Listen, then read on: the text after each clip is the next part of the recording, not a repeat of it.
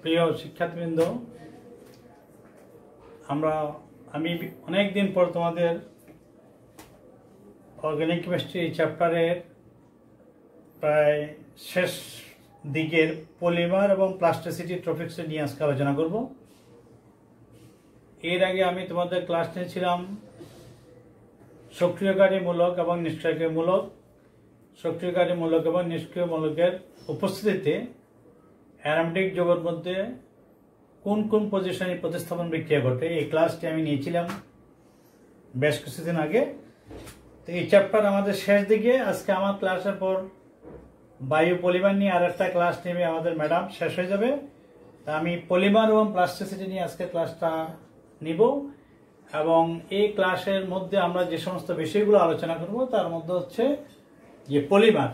আমরা আলোচনা করব পলিমার, মনোমার, পলিমারকরণ, পলিমারের প্রকারভেদ, পলিমারের পুনরাবৃত্তি একক, সংযোজন পলিমার বিক্রিয়া এবং ঘনীভবন পলিমারকরণ বিক্রিয়া। এই বিষয়গুলা রিলেটেড আমরা বিভিন্ন টপিকসগুলো থেকে আমরা এই রিলেটেড বিষয়ে আমরা আলোচনা করব। তার মধ্যে আমরা জাস্ট পলিমারের সাথে আমরা আরেকটি শব্দ পেয়েছি, সেটা হলো প্লাস্টিসিটি। এটা নিয়ে আমরা একটি কথা বলবো, প্লাস্টিসিটি নিয়ে। এটা আমাদের একদম শেষ অংশে আমরা এটা নিয়ে আলোচনা করবো। তা আমরা প্রথম আসি, পলিমার বলতে আসলে কি বুঝি আমরা। প্রকৃতিতে আমরা যে অণুগুলো পাই, বিশেষ করে আমরা অর্গানিক কম্পাউন্ড রেখেছি, ইনঅর্গানিক কম্পাউন্ড ঘটতে পারে আমরা দুই রকম অণু পাই। কিছু কিছু অণুকে বলি আমরা মনোমার অণু, একক অণু, আর কিছু অণুকে বলি আমরা পলিমার অণু। পলি মানে হচ্ছে বহু, আর মেরস শব্দের মানে হচ্ছে এটা দিয়ে বোঝানো হচ্ছে পলি শব্দের অর্থ বহু এবং মেরস শব্দের অর্থ হচ্ছে যুক্ত পার্ট বা সংযুক্ত অংশ। বহু সংখ্যক অংশ সংযুক্ত হয়ে যখন বৃহদাকার অণু তৈরি করে, আমরা ওই জাতীয় অণুগুলোকে বলি পলিমার। তো পলিমারের বৈশিষ্ট্য হচ্ছে যে এই সমস্ত অণুগুলা আণবিক ভর অত্যাধিক থাকে, অনেক বেশি থাকে।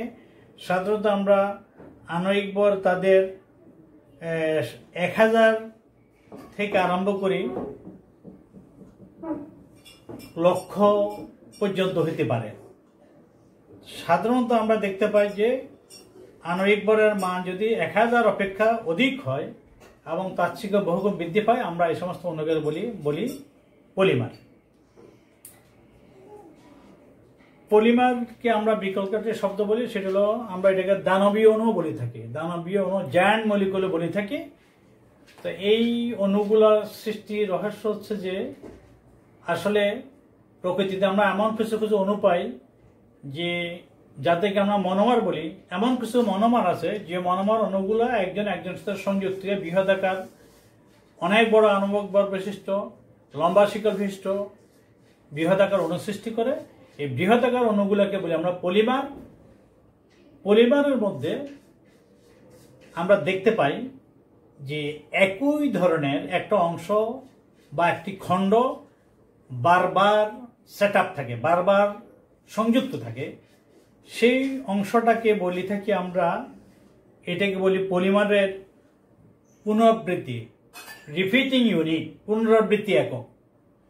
তা আমরা পলিমারের উদাহরণ হিসাবে আমরা খুব সহজে বুঝতে পারি যে আমরা পলিথিন যে ইউজ করি, পলিথিন, সেই পলিথিনটা হচ্ছে পলিমারের জন্য একটি উদাহরণ। তো পলিমার তৈরির জন্য শর্ত হচ্ছে সাধারণত আমরা দেখতে পাই যে সকল অণুর মধ্যে পাই বন্ড থাকে, সমযোজী বন্ধন বিশিষ্ট অণুতে পাই বন্ধন থাকে। সাধারণত পাই বন্ধন বিশিষ্ট অণুগুলাই পলিমারকরণ বিক্রিয়ায় অংশগ্রহণ করে। আমরা যেমন দেখতে পাই যে আমরা ইথিলিন অণু থেকে পলিথিন তৈরি করি, ইথিলিন অণু থেকে আমরা পলিথিন তৈরি করি।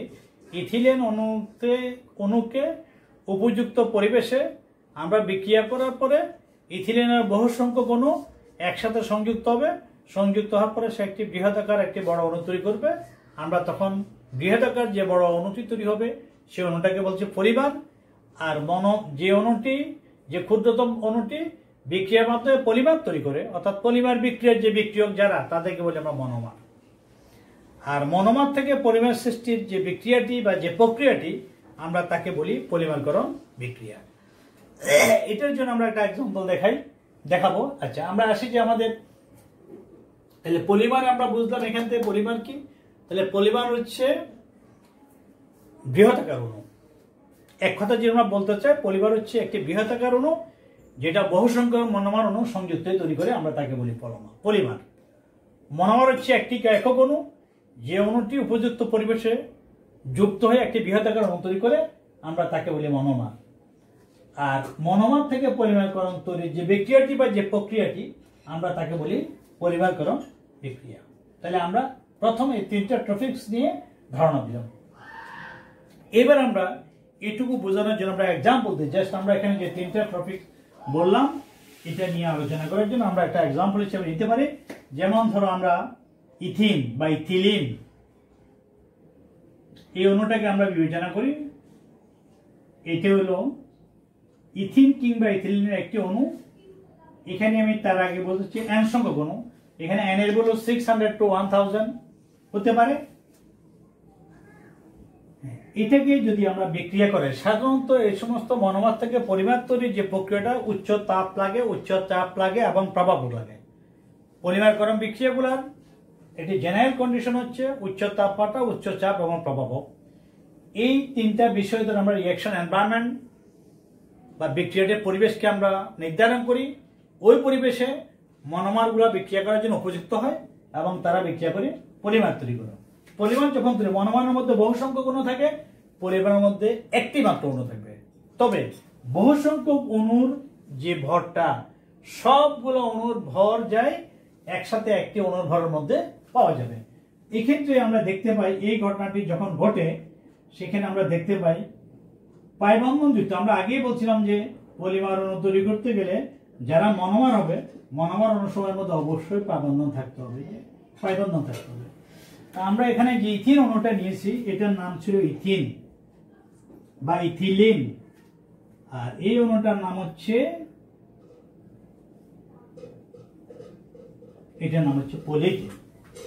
তো এই বিক্রিয়াটি পাওয়ার জন্য শর্ত হচ্ছে যে আমরা এই বিক্রিয়াটি যখন সংগঠন করি,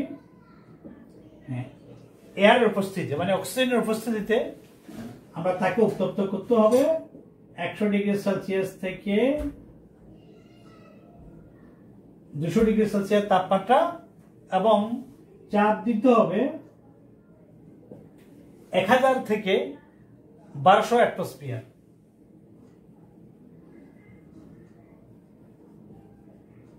এই চাপটা প্রয়োগ করলে ইথিনের অণুগুলা, এন সংখ্যক ইথিনের অণু একটি মাত্র পলিথিন অণুতে রূপান্তরিত হবে। তাহলে এখানে আমাদের n ইকুয়াল টু হতে পারে অ্যাটলিস্ট 600 উপর থেকে 1000। এখানে আমাদের ইথিন অণুর সংখ্যার উপর ভিত্তি করে পলিথিনের মধ্যে আমরা তার থিকনেস নির্ভর করে কিছু পাতলা পলিথিন, কিছু মিডিয়াম থিকনেসের পলিথিন, কিছু হাই থিকনেসের পলিথিন, বিভিন্ন ধরনের পলিথিন তৈরি করে। সেখানে হচ্ছে আমার ইথিন অণুর সংখ্যা যখন চেঞ্জ হয় তখন এই ঘটনাটি ঘটে। তাহলে নর্মালি আমরা এটা দেখালাম, এটা হলো আমার পলিমারকরণ বিক্রিয়া। এক্সাম্পল, পলিমারকরণ বিক্রিয়া হচ্ছে যে প্রক্রিয়ায় মনোমার সমূহ উপযুক্ত পরিবেশে পলিথিন সৃষ্টি করে, সে বিক্রিয়াটির নাম হচ্ছে পলিমারকরণ বিক্রিয়া। পলিমারকরণ বিক্রিয়ায় বিক্রিয়ক যে একক অণু থেকে পলিমার তৈরি হয়, আমরা তাকে বলি মনোমার। এই বিক্রিয়াতে ইথিন হচ্ছে আমাদের জন্য মনোমার। আর একক অণুগুলো একত্রিত হচ্ছে বৃহদাকার জায়ান্ট যে মলিকুলটা তৈরি করে, দৈত্যাকার যে অণু তৈরি করে, আমরা তাকে বলি পলিমার। আমার এই বিক্রিয়াটার মধ্যে পলিথিন সেটি পলিমার। এখানে আমরা ইথিন থেকে পলিথিন তৈরি করলাম। এখন আমরা এই পলিমার শব্দটি বুঝলাম, মনোমার শব্দটি আমাদের বোঝা হলো, পলিমারকরণটি আমরা বুঝলাম। এবার আমরা এই ফাঁকে একটা জিনিস আমরা বুঝতে চাই, সেটা হচ্ছে এই যে অংশটা পলিমারের পুনরাবৃত্তি একক বলতে আমরা কি বুঝি। তাহলে আমাদের পলিমারের পুনরাবৃত্তি একক খোঁজার জন্য পলিমারের মধ্যে আসতে হবে। তাহলে পলিমার অণুর মধ্যে যে অংশটি পুনরাবৃত্ত হয়ে পলিমার অণুটি গঠন করে তাকে বলি আমরা পলিমারের পুনরাবৃত্তি একক। আমরা এখানে যেটা দেখাচ্ছি, এখানে কিন্তু আমরা একসাথে শর্ট ফর্মে লিখে ফেলছি যে CH2 সিঙ্গেল বন্ড CH2 এটা হোল এন্ড, মানে অনেকবার এই ইউনিটটা যুক্ত থাকবে। এখন ধরো আমাদের এখানে অণু যদি আমার n এর মান যদি এখানে যদি আমার 600 থাকে, 600 ইথিন অণু যদি বিক্রিয়া করে, তাহলে পলিথিন অণু যখন হবে তাহলে CH2 CH2 CH2 এভাবে 600টা ইউনিটের CH2 600টা ইউনিট থাকবে। তাহলে এখানে যেটা আমরা CH2 সিঙ্গেল বন্ড CH2 এই যে ইউনিটটা, এই ইউনিটটি রিপিটেশন হচ্ছে, বারবার এরকম অংশটা সংযুক্ত হয়ে আমার পলিমার অণুটি তৈরি হচ্ছে। তাহলে পলিমার অণুটির মধ্যে যেহেতু এই অংশটি বারবার রিপিটেশনের মাধ্যমে বৃহদাকার অণুটি তৈরি করতেছে, তাহলে আমরা এই অংশটাকে বলছি এটা হচ্ছে পলিমারের পুনরাবৃত্তি একক, রিপিটিং ইউনিট। এটাকে বলি আমরা পলিমারের রিপিটিং ইউনিট। এখন আমাদের পলিমারের সংযোজন পলিমার বিক্রিয়া বলতে আমরা কি বুঝি? আচ্ছা, পলিমারের প্রকারভেদটা যদি আমরা আলোচনা করি, পলিমারের প্রকারভেদ আলোচনা করার আগে আমরা এই দুইটা বিক্রিয়া একটু আলোচনা করি। একটা হলো সংযোজন পলিমার বিক্রিয়া আর হচ্ছে ঘনীভবন পলিমার বিক্রিয়া। আসলে দুইটাই, পলিমার বলতে হচ্ছে এডিশন, সংযোজন, বহু সংখ্যক সংযোজন মানে হচ্ছে পলিমারকরণ বা পলিমারাইজেশন। তো এটাকে আমরা ভাগ করছি দুই ভাগে। একটাকে বলছি আমরা সংযোজন পলিমার বিক্রিয়া, সেটা হচ্ছে যখন অনেকগুলো মনোমার অণু পরস্পর সাথে সংযুক্তে একটি বৃহদাকার অণু তৈরি করবে। সকল মনোমার পরিবর্তিত হয়ে পলিমারের মধ্যে অংশগ্রহণ করবে। মনোমারের পলিমার অণুটির আণবিক ভর মনোমার অণুটির আণবিক ভরের গুণিতক হবে 50 গুণ, 100 গুণ, 1000 গুণ বা 1 লাখ গুণ, যা হোক না কেন। যখন পলিমার যে বিক্রিয়ায় পলিমার অণুটির আণবিক ভর মনোমার অণুটির আণবিক ভরের n গুণিতক, পূর্ণ গুণিতক থাকবে, আসলে সেই ধরনের বিক্রিয়াগুলোকে বলি আমরা সংযোজন পলিমার বিক্রিয়া। সংযোজন পলিমার বিক্রিয়া, আমার সংযোজন পলিমার বিক্রিয়া একটা উদাহরণ হচ্ছে ইথিনকে যখন আমরা পলিথিনে কনভার্ট করি, এই রিঅ্যাকশনটি হচ্ছে সংযোজন পলিমারকরণ বিক্রিয়ার উদাহরণ। সংযোজন পলিমার বিক্রিয়ার ক্ষেত্রে মনোমারগুলা সংযুক্ত হয়ে তার পুনরাবৃত্তি এককে গুলা পরস্পর যুক্ত হয়ে একটি বড় অণু, বৃহদাকার অণু তৈরি করবে। আমার বিক্রিয়কের মধ্যে যতগুলা অণু ছিল সবগুলা অণু বৃহদাকার অণুটির মধ্যে থাকবে, অর্থাৎ এখানে যতগুলো পরমাণু আছে সবগুলো পরমাণু, মনোমারের সকল পরমাণু পলিমারের অণুর মধ্যে অবস্থান করবে। পলিমার অণুটি একটি অণু, কিন্তু মনোমার অণুটির মধ্যে বহু সংখ্যক অণু থাকে, অর্থাৎ বহু সংখ্যক অণুর মধ্যে যে পরমাণু থাকে সংযোজন পলিমারের উৎপাদের মধ্যে একটি অণুর মধ্যে ওই সকল পরমাণু অবস্থান করে। তাহলে এটাকে বলছি আমরা সংযোজন পলিমারকরণ বিক্রিয়া। এরকম বিক্রিয়া লাগে যে সংযোজন বিক্রিয়ায় মনোমারগুলা পরস্পর যুক্ত হয়ে বৃহদাকার একটি অণু তৈরি করবে এবং বৃহদাকার অণুটির আণবিক ভর তার মনোমারের পূর্ণ গুণিতক হবে। আমরা সেই রকম সংযোজন বিক্রিয়াকে বলি, সেরকম পলিমারকরণ বিক্রিয়াকে বলি আমরা সংযোজন পলিমারকরণ বিক্রিয়া। এরপরে আমাদের আছে ঘনীভবন পলিমার বিক্রিয়া।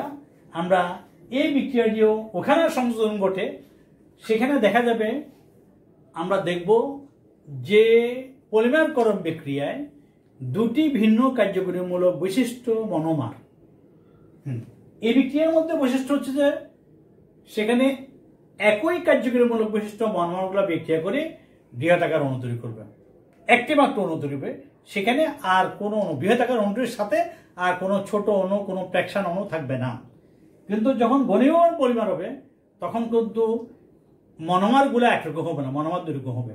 একাধিক ফাংশনাল গ্রুপ বিশিষ্ট মনোমারের বহু সংখ্যক অণু বিক্রিয়া করবে, বিক্রিয়া করার পরে একটি বৃহদাকার অণু তৈরি করবে, তার সাথে কিছু ক্ষুদ্রতর অণু, কিছু ছোট অণু, যেমন পানি, হাইড্রোক্লোরিক অ্যাসিড ইথাইল অ্যালকোহল, এরকম ছোট কিছু অণু তৈরি হবে। এই ধরনের বিক্রিয়াকে বলি আমরা ঘনীভবন পলিমারকরণ বিক্রিয়া। তাহলে আমাদের এখানে যে এক্সাম্পলটি দেওয়া আছে ইথেন থেকে পলিথিন প্রাপ্তি, সেটি হলো সংযোজন পলিমার বিক্রিয়ার উদাহরণ। আমরা একটি ঘনীভবন পলিমারকরণ বিক্রিয়ার উদাহরণ দিচ্ছি। হ্যাঁ, ঘনীভবন পলিমারকরণ বিক্রিয়ার উদাহরণের জন্য আমরা একটা উদাহরণ নিই। সেটা হচ্ছে আমরা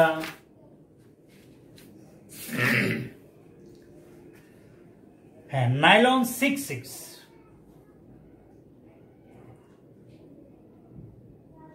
নাইলন 6,6 এই যৌগটি, এটি একটি পলিমার, এটি একটি ঘনীভবন পলিমার। এই বিক্রিয়াটিকে আমরা এক্সাম্পলে দেখাই। আমরা দেখব যে অ্যাডিফিক অ্যাসিড,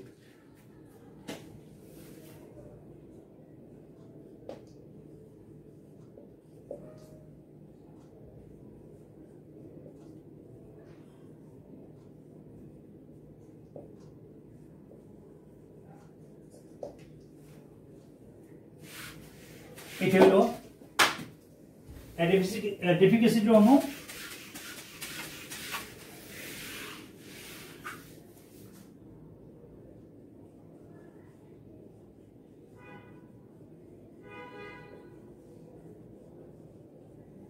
এটার ইউফেক্ট নাম হলো 1,6-হেক্সানডায়োইক অ্যাসিড। 1,6-হেক্সানডায়োইক অ্যাসিড। এই যৌগটির সাথে এই যৌগটির আমরা N সংখ্যক নিব, তার সাথে হেক্সামিথিলিন ডাইমিন, তাও N সংখ্যক অণু লাগবে।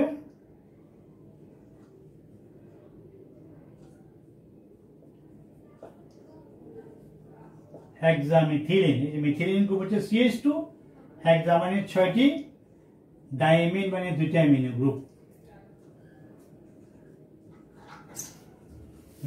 এদেরকে যখন আমরা পলিমারকরণ করি, এই বিক্রিটি করার সময় সেখানে আমরা প্রভাব ক্যাটালিস্ট হিসেবে ইউজ করি টাইটেনিয়াম ডাইঅক্সাইডকে। টাইটেনিয়াম ডাইঅক্সাইড এই যৌগটির মধ্যে আমরা দেখতেছি যে এই যৌগটির মধ্যে ফাংশনাল গ্রুপ হচ্ছে কার্বক্সিল গ্রুপ, এই যৌগের মধ্যে ফাংশনাল গ্রুপ হচ্ছে অ্যামিনো গ্রুপ। তাহলে এডিশন বা ঘনীভবন পলিমারকরণ বিক্রিয়ার প্রিকন্ডিশন হচ্ছে যে দুটি যে মনোমরগুলো নিব, মনোমরগুলো একই রকম হবে না। দুটি ভিন্ন প্রকৃতির অণুতে ভিন্ন কার্যকরী মৌলিক বৈশিষ্ট্য মনোমার বিক্রিয়া করবে, করার পরে একটি বৃহদাকার অণু তৈরি করবে, তার সাথে একটি ছোট অণু তৈরি করবে। বৃহদাকার অণুর সংখ্যা হবে একটি, কিন্তু অনেকগুলো ছোট ছোট অণু তৈরি করবে, একই রকম অনেকগুলো ছোট অণু তৈরি করে। এই জাতীয় বিক্রিয়াকে বলছি আমরা, এটা হলো ঘনীভবন পলিমারকরণ বিক্রিয়া, বা এটাকে বলি আমরা কনডেনসেশন পলিমারাইজেশন। এটার জন্য আমরা দেখাই আমাদের যে অণুটা তৈরি হবে, সেখানে আমরা একটু এই যে আমি কার্বক্সিলিক অ্যাসিডটা লিখলাম, এটাকে যদি একটু আমরা গঠনিক কাঠামো দিয়ে দেখাই তাহলে একটু বুঝতে সুবিধা হবে। এটা OH, এখানেও আমি যেটা লিখছি এটাকে যদি গাঠনিক কাঠামো দিয়ে লিখি, ডাবল বন্ড OH। এখানে যে আমরা লিখছি NH2, তার মানে হচ্ছে HH NH2। এটার ক্ষেত্রে সেম ঘটনা, হাইড্রোজেন এই গ্রুপ। এখন তারা যখন বিক্রিয়া করে, আসলে NH2 গ্রুপের একটা H, একটা অণু যখন এই পাশে যখন একটা অণু যুক্ত হবে, তখন CO2 থেকে OH এবং এখানকার H মিলে পানি তৈরি করবে। পানি তৈরি হলে তাহলে আমাদের থাকবে কি, এটা দিয়ে কার্বনের কার্বনিল গ্রুপ, এটার সাথে থাকবে CH2 এই পার্টটা হোল 4, এখানে থাকবে কার্বন, ডাবল বন্ড অক্সিজেন, আর এদিকে যে ওয়েস্টটা আছে আরেকটি, এরকম আরেকটা অণু যখন বিক্রিয়া করবে, সে তার ওয়েস্ট ও এইচ এর সঙ্গে বিক্রিয়া করে পানি তৈরি করবে, ফলে nitrogen single bond hydrogen CH2 whole 6, তার সাথে সিঙ্গেল বন্ড NH। আচ্ছা, অর্থাৎ এটার সাথে আরেকটা, এই যে এটা হলো হেক্সামেথিলিন অ্যামিনো গ্রুপ, NH এর সাথে এরকম একটা অ্যাসিডের এই পোর্শনটা, এই ইউনিটটা আবার যুক্ত হবে। এখানে আবার এটার সাথে আমার NH CH2 NH এরকম একটা পার্ট যুক্ত হবে। এই প্রক্রিয়ায় আমি এখানে পুনরাবৃত্তি ইউনিট যেটা, শুধু সেটাকে দেখালাম। এটা হলো আমাদের পুনরাবৃত্তি ইউনিট। প্রত্যেকটা নাইলন 6,6 এর মধ্যে এই ধরনের অংশটির রিপিটেশন ঘটবে, এই ধরনের অংশটির রিপিটেশন ঘটবে। এখানে n সংখ্যক গুণের, এখানে আমরা লিখলাম হোল n প্লাস পানি উৎপন্ন হবে 2n। ডাবল ইউনিট পানি তৈরি হচ্ছে এই কারণে যে এখান থেকে OH মিলি একটি অণু যখন তার OH এবং S মিলি একটি পানির অণু, এখান থেকে তার OH এবং S মিলি আরেকটি পানির অণু, অর্থাৎ যত সংখ্যক অ্যাডিফিক্সের অণু আছে সেখান থেকে আসতেছে OH এর অণু দুই দিক থেকে দুইটা করে আসতেছে। এখান থেকে তো আমার অ্যামিনো মলিকিউল, এদিক থেকে একটি হাইড্রোজেন, এদিক থেকে হাইড্রোজেন, তাহলে 2n সংখ্যক OH 2n সংখ্যক ডাবল যেহেতু আছে H বিক্রিয়া করে 2n সংখ্যক পানির অণু তৈরি করে, আর এই পুরো ইউনিটটা মিলে একটি অংশ তৈরি করে। এটাকে বললাম আমরা পুনরাবৃত্তি একক বা রিপিটিং ইউনিট। এইটাকে বলছি আমরা নাইলন 6,6।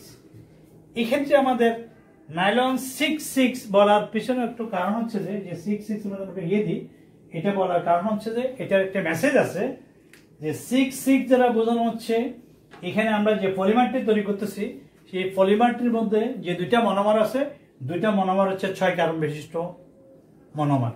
যেমন আমাদের এই যে অ্যাডিফিক অ্যাসিডের মধ্যে কার্বন সংখ্যা 6টি, এখানে যে যোগটা তৈরি আছে হেক্সামেথিলিন ডাইমিন, সেখানে কার্বন সংখ্যা 6টি। তাহলে এই কারণে আমরা এখানে বলছি নাইলন 6,6 এই কম্পাউন্ডটা তৈরি করছে। এবং তাহলে আমরা এখানে দেখতেছি যে এটাই আমি ডেফিনেশনের মধ্যে যে কথা বলছি যে পলিমারকরণ বিক্রিয়ায় দুটি ভিন্ন কার্যকরীমূলক বৈশিষ্ট্য মনোমার বিক্রিয়া করে একটি বৃহদাকার অণু তৈরি করে এবং তার সাথে কিছু ক্ষুদ্রতর উপবাস, কিছু ছোট অণু তৈরি করে।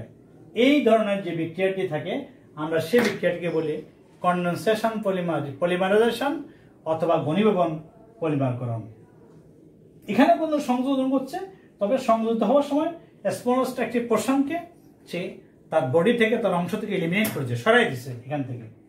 এই জন্য আমরা এটাকে বলি কনডেনসেশন পলিমারাইজেশন অথবা ঘনীভবন পলিমারকরণ। আচ্ছা, তাহলে আমরা প্রধানত এই দুইটা জিনিস ইম্পর্টেন্ট। আসলে যখন বিক্রিয়াগুলো ঘটে, পলিমারকরণ বিক্রিয়া ঘটার সময় দুই ধরনের পলিমারকরণ হয়, একটা হলো সংযোজন পলিমারকরণ বিক্রিয়া, আর একটা হচ্ছে ঘনীভবন পলিমারকরণ বিক্রিয়া। এবং এই বিক্রিয়ার জন্য আমরা দুটি এক্সাম্পল দেখলাম। এর সাথে আমরা আরো দুটি করে ইম্পর্টেন্ট পলিমার কথা বলবো।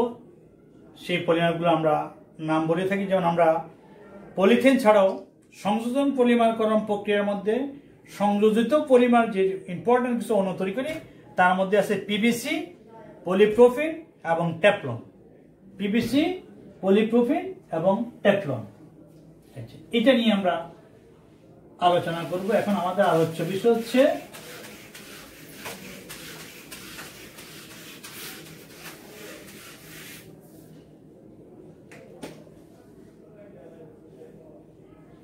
PBC।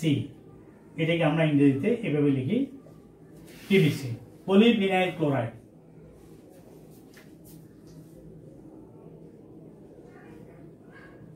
পলিপ্রোপিন,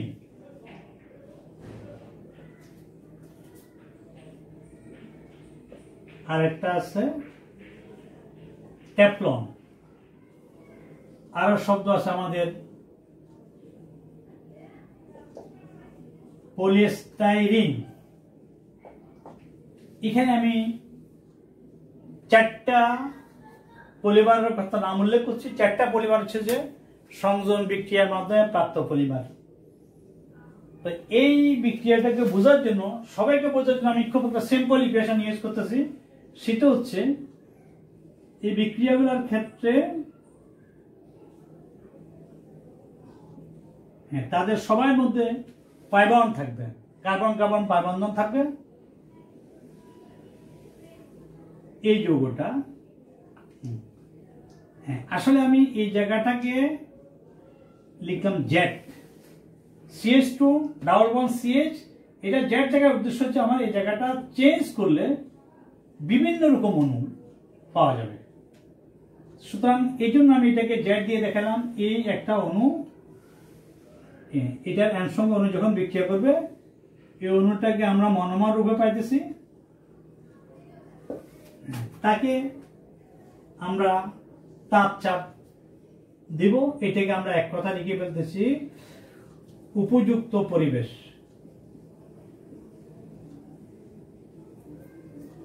উপযুক্ত পরিবেশ তাপ থাকবে, চাপ থাকবে, প্রভাবক থাকবে। তখন তারা যখন সে পলিমার তৈরি করবে, CH2 তার পাইবন্ধন সরে যাবে, পাইবন্ধন ভাঙ্গি 2 কার্বন দুদিকে তার হাত মুক্ত করবে। এই মুক্ত হাত দ্বারা এখানে কিন্তু সে একটি তার পুনরাবৃত্ত একক, যেটা বলছি রিপিটিং ইউনিটটা সেখান থেকে তৈরি হচ্ছে। এই 2টি হাত যখন তৈরি হবে, এরকম 2টা হাত তৈরি হওয়ার পরে এরকম একটা অংশ হবে, এইভাবে আর একটা অংশ হবে, এইভাবে অসংখ্য অংশ তৈরি হবে। এই অংশগুলো একজনের সাথে, তাদের যে খালি হাতগুলো আছে, যে ওপেন হ্যান্ড যেগুলো আছে তাদের, সেই হাত দ্বারা একজনের সাথে সংযুক্ত হবে। সংযুক্ত হওয়ার পরে তখন তারা এখানে আমাদের এটাকে আমি বলছি জেড। এটা হলো এই অণুটার নাম হচ্ছে তখন পলিমার। এখানে যৌগগুলোর নামকরণ বেশ সহজ। মনোমারটির নাম কি? মনোমারটির নাম যদি আমরা জানি, পলিমারটির নাম হবে মনোমারের নামের আগে জাস্ট পলি শব্দ যুক্ত করব। বেসিক্যালি এদের নাম হয় মনোমারের নাম যেটা হবে, এদেরকে বলি আমরা পলি মনোমার। এর নাম হবে পলি মনোমার, মানে হচ্ছে পলিমার, পলি মনোমার। পলি শব্দটা অ্যাড হবে, মনোমারের নাম যেটি সেটি তার পাশে যুক্ত করবে। তাহলে এটা হলো আমাদের জেনারেল ইকুয়েশন। তাহলে আসলে সংযোজন পলিমার বিক্রিয়া যখন ঘটে, তখন আসলে যেটা ঘটে সেটা হচ্ছে অণুটার সবকিছুই ঠিক থাকে। যখন সে মনোমার থাকে তখন তার মধ্যে পাইবন্ধন থাকে, n সংখ্যক অণু ছিল। আচ্ছা, এখানে আমাদের এই অণু, এটাকে একটু দেখাই। ওই যে আমাদের সামনে যে অণুগুলা, যত সংখ্যক অণু আছে, সে অণুগুলা ইউনিট আকারে যুক্ত হয়ে একটি অণুর মধ্যে চলে যাবে। অর্থাৎ এখানে টোটাল পরমাণুর সংখ্যা যত হবে, ঠিক এই অণুর মধ্যে টোটাল পরমাণুর সংখ্যা তত হবে। আগে পরমাণুগুলো n সংখ্যক অণুতে ছিল, n সংখ্যক অণুর মধ্যে অবস্থান করতে ছিল, কিন্তু এখনকার সকল পরমাণু অবস্থান করবে একটি অণুর মধ্যে। এখানে সবগুলো অণুর আণবিক ভর যা হবে, মনোমারের আণবিক ভর যা হবে, পলিমারের আণবিক ভর তার n গুণিত হবে। অর্থাৎ যতটা পরিমাণ থাকবে, যতটা পরিমাণ দিয়ে মনোমার দিয়ে পলিমার তৈরি হবে, মনোমারের আণবিক ভরকে তত দ্বারা গুণ করলে পলিমারের আণবিক ভর পাওয়া যাবে। তাহলে এটা হলো আমার সংযোজন পলিমার বিক্রিয়ার আরেকটি উদাহরণ।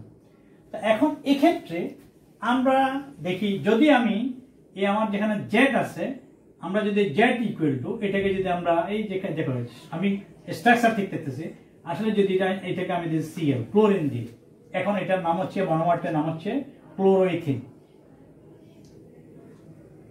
বা এটাকে আমরা বলি বিনাইল ক্লোরাইড, বিনাইল।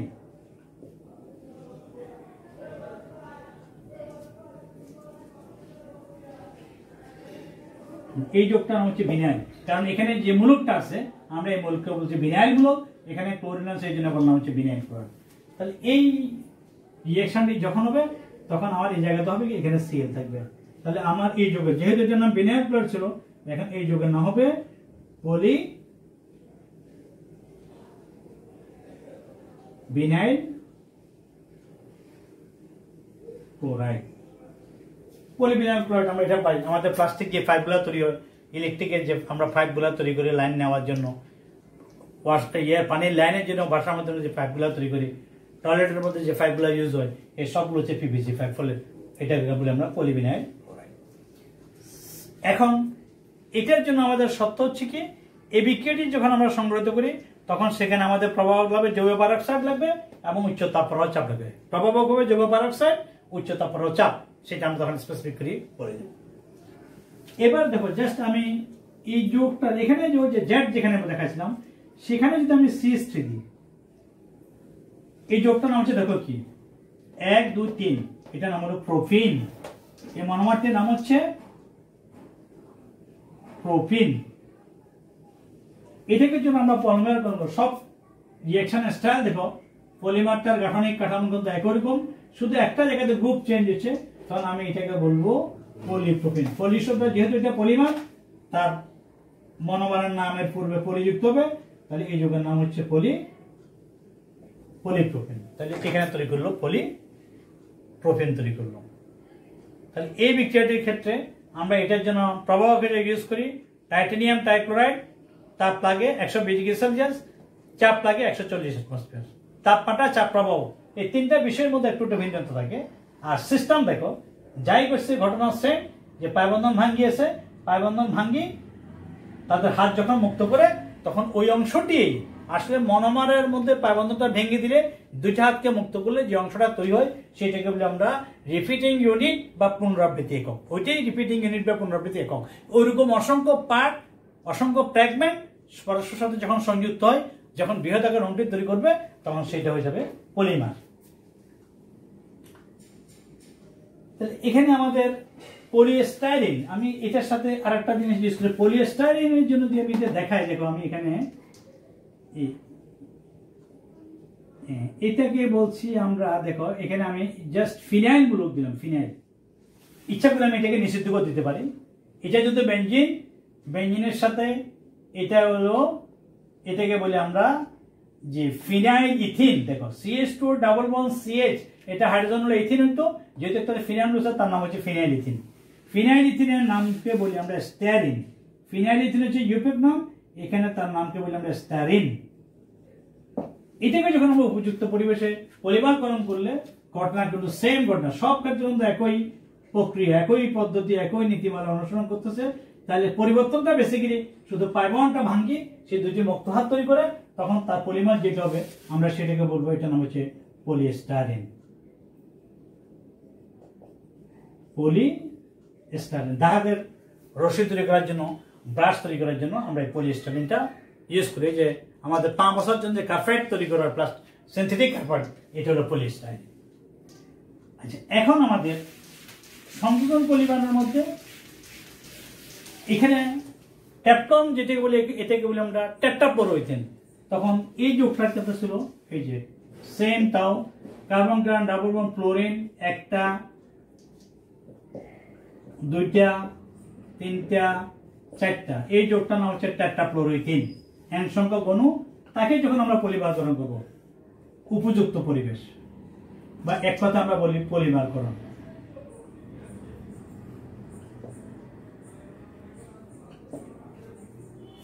এটা তৈরি করবে, সেম ঘটনা ঘটবে, জাস্ট তার ইউনিট হাতটা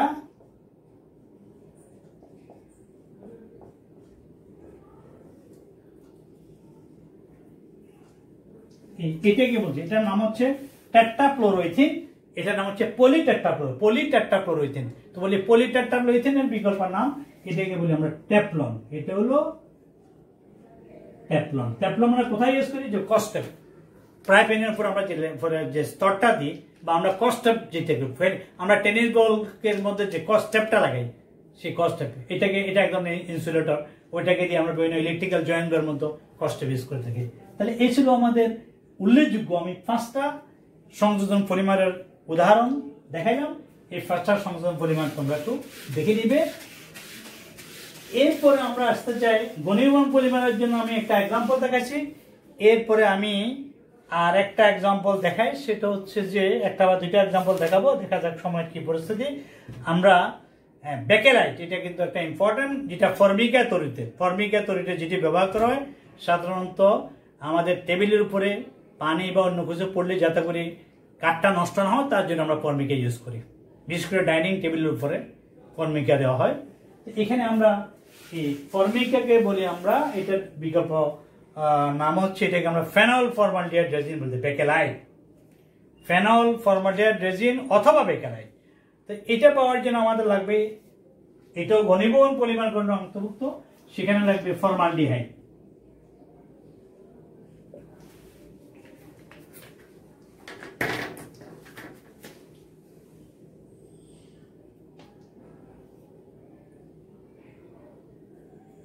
এটি হলো আমাদের ফর্মালডিহাইডের অণু, তার সাথে ফর্মালডিহাইডকে বলি আমরা মিথানেল।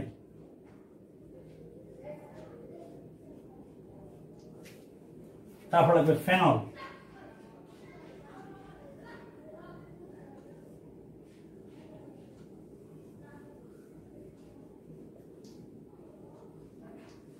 এটার আয়ন সংখ্যক অণু লাগবে, মিথানেল,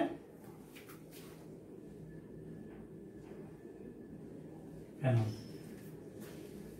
দুজনে মনোমার। এটার আয়ন সংখ্যক অণু লাগবে, এর আয়ন সংখ্যক অণু লাগবে। এটার ফাংশনাল গ্রুপ অ্যালডিহাইড মূলক, এটার ফাংশনাল গ্রুপ ফেনলিক মূলক। তাহলে দুটি ভিন্ন কার্যকরী মূলক বৈশিষ্ট্য অণু, তারা বিক্রিয়া করলো, করার পরে যে যৌগটা তৈরি করবে, পরিমাণ করার জন্য উপযুক্ত পরিবেশ লাগবে, তাকে পরিমাণ করার জন্য তারা যে যৌগটা তৈরি করবে সেটা হচ্ছে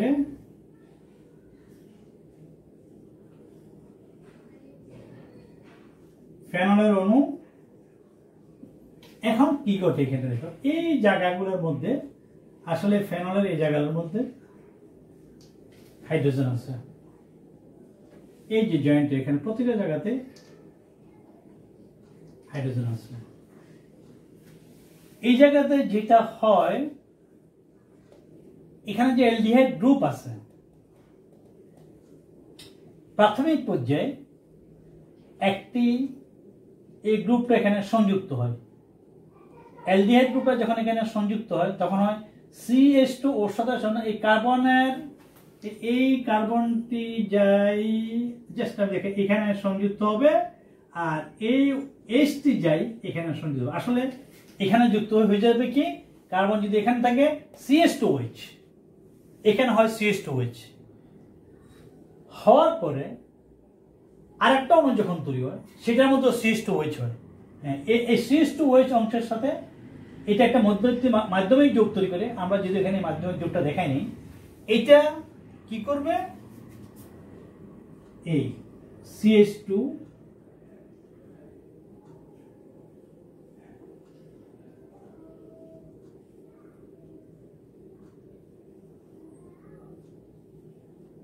এখানে দুটি ফেনল অণুকে জয়েন করেছে, যুক্ত করছে।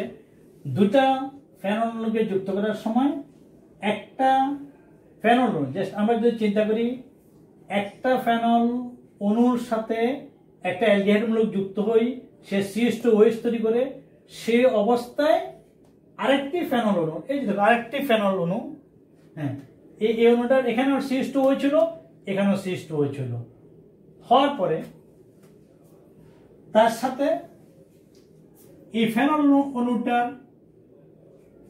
এখানকার মধ্যে যে H হাইড্রোজেন আছে, এখানকার হাইড্রোজেন এবং এখানে যে OH হয়ে গেছিল, CH2OH এর H এর সঙ্গে বিক্রিয়া করে পানি তৈরি করছে। সুতরাং দুইটা ফেনল অণুর মাঝখানে CH2 বন্ড, CH2 মূলকটি মিথিলিন মূলকটি একটি লিঙ্ক আপ তৈরি করছে। একই রকম ভাবে সে এদিকেও একটা লিঙ্ক আপ তৈরি করতে পারে, একই রকম ভাবে সে নিচের দিকে আরেকটি ফেনল অণু যদি থাকে, আরেকটি ফেনল অণুর সাথে সে নিচের দিকে লিঙ্ক আপ তৈরি করবে। সেটা করার সময় দেখো এখানে OH আছে, OH-টা উল্টে যদি যায়, এরকম একটা অণু থাকলে এই যেখানে H আছে সেটা যায়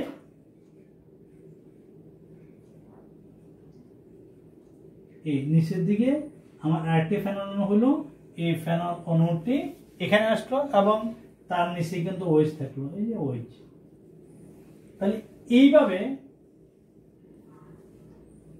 ফেনলের অণুগুলার সাথে, অর্থাৎ একটি ফেনল অণুর অর্থোপোজিশন হাইড্রোজেনের সাথে আরেকটা ফেনল অণু যুক্ত হতে পারে, এটা অর্থোপোজিশন, তার সাথে রিভার্সে একটা ফেনল অণু যুক্ত হতে পারে। আবার এটা একটা আছে, তার প্যারাপোজিশনে হাইড্রোজেন আছে, তার দিকে একটা ফেনল অণু যুক্ত হতেছে। এই ফেনল অণুগুলোকে যুক্ত করার সময় যে লিঙ্ক আপটা তৈরি করে, এটা হলো CH2। আসলে CH2 পার্টটা আসে কোথা থেকে, এই CH2 পার্টটা আছে এখান থেকে, দেখো CH2OH, এই যে মিথানলের মধ্যে যে কার্বন এবং হাইড্রোজেন আছে সেটাই কিন্তু দুইটা ফেনোলিক মৌলের মাঝখানে যুক্ত হওয়ার জন্য ব্যবহার হয়। এখানে একটা মাধ্যমিক যুক্ত হলো CH2OH। তো একবার যখন CH2OH হয় তার সাথে এদিকে ফেনলের H হলে H এবং OH যুক্ত পানি তৈরি করে আর CH2 দ্বারা লিঙ্ক আপ তৈরি করে। এখানেও CH2 দ্বারা লিঙ্ক আপ তৈরি করলো, এখানেও CH2 দ্বারা লিঙ্ক আপ তৈরি করলো। এভাবে তারা N সংখ্যক অণু যুক্ত হয় যে অণুটা তৈরি করে এটাকে বলছি আমরা ফেনল ফরমালডিহাইড বা মিথানল। এটার মিথানলের বিকল্প নাম হচ্ছে ফরমালডিহাইড, ফরমালডিহাইড। এটাকে আমরা ফেনল মিথানল পলিমারও বলতে পারি অথবা ফেনল ফরমালডিহাইড পলিমারও বলতে পারি। এটাকে আমরা রেজিনে বলি, এই অণুটার বিকল্প নাম হচ্ছে রেজিন। আর এটাকে আমরা আরেকটা শব্দ ইউজ করি, এটার নাম হচ্ছে বেকেলাইট। এটাও একটি গুরুত্বপূর্ণ পলিমার, তবে এই পলিমারটা হলো কন্ডেনসেশন পলিমার, ঘনীভবন পলিমার। এটাও একটি ঘনীভবন পলিমারের এক্সাম্পল। আচ্ছা, এখন আমরা আলোচনার মধ্যে আরেকটা জিনিস, আমরা ছোট্ট একটা উদাহরণ, এটাও ঘনীভবন পলিমারের অন্তর্ভুক্ত। সেটা হলো মিথানলকে বা ফরমালডিহাইডকে যদি আমরা অ্যামোনিয়া সহ উত্তপ্ত করি, ফরমালডিহাইড প্লাস অ্যামোনিয়া, 6 অণু ফরমালডিহাইড 4 অণু অ্যামোনিয়ার সাথে বিক্রিয়া করবে। তাকে আমরা তাপ দিতে হবে। যদি আমরা তাপ দিই তখন তৈরি হবে, এটাকে আমরা দেখাই,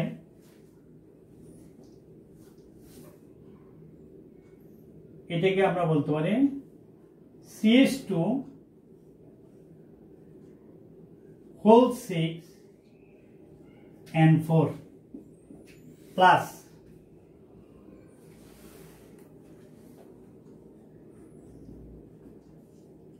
অণু পানি। এখানে আমি যে অণুটা দেখাতেছি এটাকে যদি আমরা একটু দেখাতে চাই, সেটা হচ্ছে এটার গাঠনিক কাঠামোটা হবে CH2 নাইট্রোজেন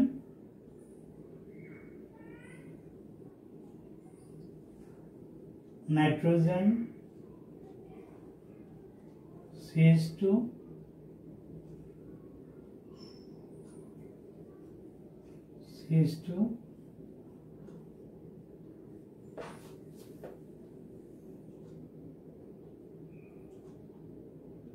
এখানে একটা নাইট্রোজেন, দুইটার মাঝখানে CH2, এই দুইটার মাঝখানে CH2, এই দুইটার মাঝখানে CH2। এই যৌগটা তৈরি করলো, এটিকে সাইক্লিক যৌগ, এটিকে বলে আমরা হেক্সামিন বা ইউরোট্রোফিন। এটার নাম হলো হেক্সামিন। এটা নাইট্রোজেন হলো 1টা 2টা 3টা 4টা, 3টে নাইট্রোজেন, একটি ষড়ভুজ আকৃতির চক্র, carbon nitrogen carbon nitrogen carbon nitrogen, alternative carbon nitrogen মিলে একটি চক্র তৈরি করলো। চক্র তৈরি করে একটা ষড়ভুজ আকৃতি হয়ে গেল এবং ওই যুগটার সেন্টারে একটা নাইট্রোজেন থাকলো। সেই নাইট্রোজেনটি, এই নাইট্রোজেনটি, আমার এটা লাগবে না, এই নাইট্রোজেনটি, বাকি যে 3টি নাইট্রোজেন আছে প্রত্যেকটা নাইট্রোজেনের মাঝখানে আরেকটি করে CH2 মূলক আসলো। তাহলে আমার CH2 মূলক চক্রের মধ্যে আছে 1টা 2টা 3টা, আর চক্রের ভিতরে আছে 1টা 2টা 3টা, 6টা CH2 মূলক আর 3টা নাইট্রোজেন চক্র তৈরিতে, একটা নাইট্রোজেন চক্রের সেন্টারে থাকবে। এই যৌগটাকে বলছি আমরা হেক্সামিন বা ইউরোট্রোফিন। এই যৌগের নাম হচ্ছে, এটি একটি ইম্পর্টেন্ট যৌগ, হেক্সামিন অথবা ইউরোট্রোফিন।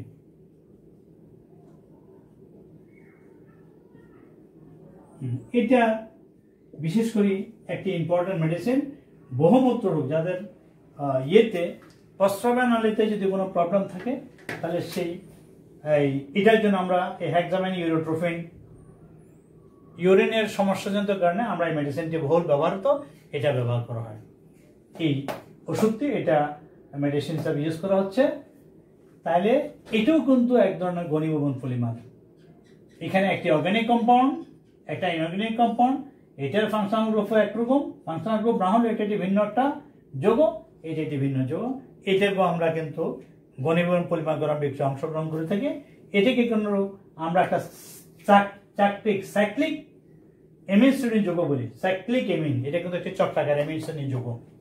তাহলে এই হলো আমাদের 3টি গুরুত্বপূর্ণ ঘনীভবন পলিমার বিক্রিয়ার উদাহরণ দিয়ে আমরা এই পলিমারগুলোর নাম বললাম, এগুলা গুরুত্বপূর্ণ পলিমার। আবার আমার ওইদিকে আমি 5টার কথা বলছি, 5টা যৌথ পলিমারকরণ বিক্রিয়ার ফলে প্রাপ্ত যৌথ পলিমারকে নিয়ে আমরা আলোচনা করলাম। 5 যোগ 3 এই 8টা পলিমার উৎপাদ নিয়ে আমরা আলোচনা করেছি। 5টা এই 8টার মধ্যে সংযোজন পলিমারকরণও আছে, আবার ঘনীভবন